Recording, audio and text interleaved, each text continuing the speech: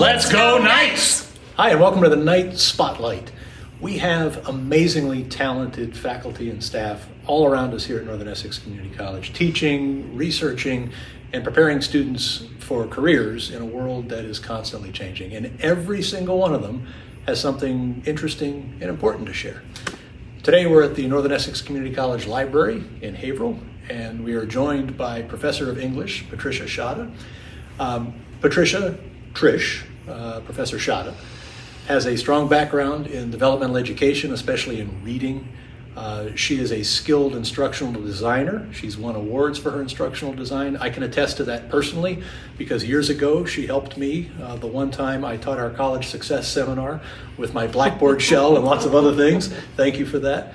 And she's led some important initiatives at NECC, including learning communities in our reading apprenticeship program. Trish, welcome. It's great to have you here. Thank you. It's great to be here.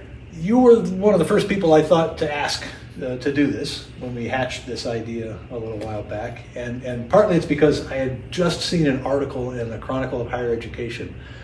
I forget what the headline was, but somewhere in the article it asked an important question. And the question was, is this the end of reading? Mm-hmm.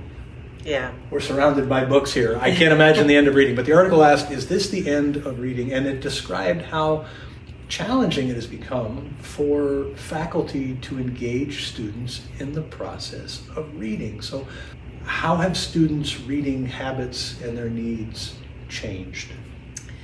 Yeah, so I mean, it's changed a lot.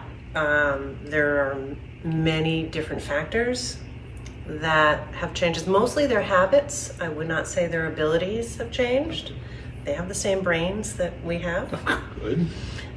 So they're capable of reading at a college level. What's changed mostly is their attitude and their stamina. So it's not their fault. So that's like a really important thing to recognize as faculty is what's happened in the past 10, 15 years has really been done to them. They haven't chosen.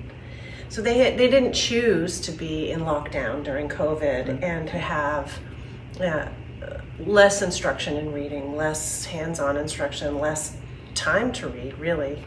A lot of especially the lower income students had to take over roles as caretakers of their siblings. Their parents were at work, and then they didn't choose to have smartphones come in their lives and their parents' lives. Yeah.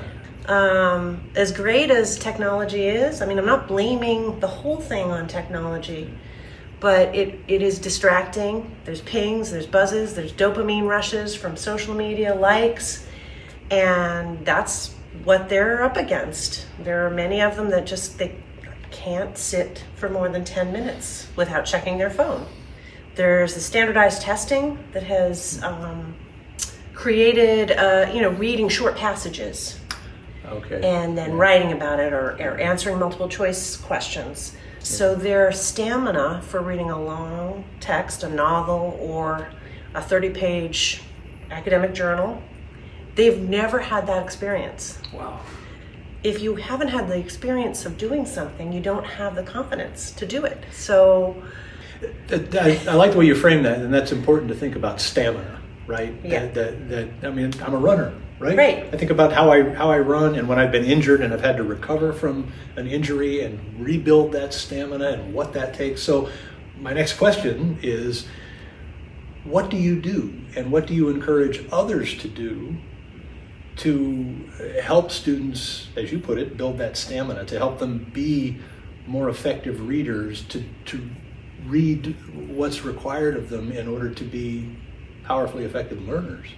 I mean, they have to be able to read at a college level to be successful in college and in the world, because you can't, obviously we know you can't believe everything you read on the internet. You have to be able to question things. And so reading is really an act of problem solving. Years ago, you told me about a book that became very important to me. Sorry to interrupt your flow here. Yeah. You told me about a book called Reading Don't Fix No Chevys. Remember telling me about yes, that? yes. To what you just said Yeah. about reading. Now, that was about boys and reading. Mm-hmm. And everything you just said applies to everybody who's grown up in this age anyway. Yeah. If you don't have that practical experience, and when you're reading, when students read, they bring their whole selves to the reading. Yeah. So when you're teaching students, whatever subject you're teaching, you have to understand that they're bringing with them their voice, your voice, the author's voice, their friends' voices, their families. Wow. Everything is part of that reading conversation. One of the best things that I do is make myself vulnerable in class. I let them know that I can't read everything really well. Like, if you gave me an automotive manual, I would really be at a loss. Okay, yeah. I don't have the vocabulary. I have no experience. I didn't grow up fixing cars. Give me Wallace Stevens or Emily Dickinson, no problem. I'd love to read that with you. Okay. It's discipline by discipline, right? And it's also interest by interest. But students need to understand that they're going to have to read things that they may not be interested in. So how do they do that? And you can do something simple like just take a very difficult part, whatever you're assigning, extract a difficult part of it and let that be sort of a discussion in class. Let students talk about it. You actually show them your academic moves, because what's happened, it's called expert blind spot. Okay. When you become expert in your subject area, you forget all the moves that you learned to read well in your subject because you've internalized it, right? Yeah. And so you forgot how that is to be a novice. And so you don't always understand, they're going to have trouble with this. But you can't assume that they know how to read that. It's part of that identity you were talking about earlier. We as we become experts, especially in a field, and we're reading in that field, our identity is as an expert, and we take those things for granted. Like fish swimming in the water is all they know. Where we would drown in it, it's all the fish knows. A minute ago you mentioned a phrase that caught my attention, academic moves. You made teaching sound really groovy there, right? Yeah, it is groovy. It's cool. You're an expert in this field, in reading. I mean, you know more about the science of reading and the teaching of reading certainly than I do, or probably than most of our colleagues do here at the college. I mean, you're an expert in this field. What's a myth about reading that you've run into, that you've heard over the years, that persists, that maybe the rest of us should know the reality, right? Here's the myth and here's the reality. Okay. Can I give you two? Sure. Okay. So the first myth is that reading is a simple act of lifting syllables off of a page. Okay. Okay. That's decoding. That's not fluency. Okay. So reading is a very sophisticated, problem-solving, cognitive activity that is it's actually very challenging. So the second myth is that students learn how to read in first grade, and when they get to college, we don't need to worry about that. They already know how to read. In fact, there was a recent study, the reading and math scores have dipped lower than they have in decades. And Gallup did a survey, adults even, also students and adults, reading fewer books than they were even 2 years ago. We're on Audible, or we're, right? Guilty. Yeah, no, me too. I mean, our reading is changing.